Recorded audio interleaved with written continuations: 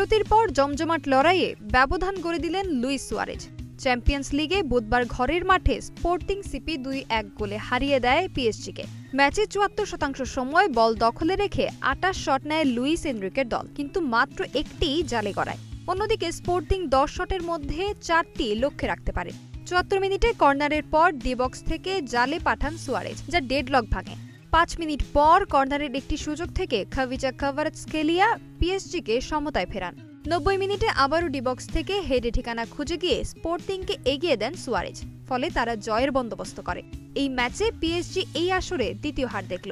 ৭ ম্যাচে ৪ জয় ও ১ ড্রয়ে ১৩ পয়েন্ট নিয়ে তারা ৫ নম্বরে। সমান পয়েন্ট নিয়ে স্পোর্টিং ৬-এ উঠে এসেছে। সোনালী সাহা, নাগরিক প্রতিদিন।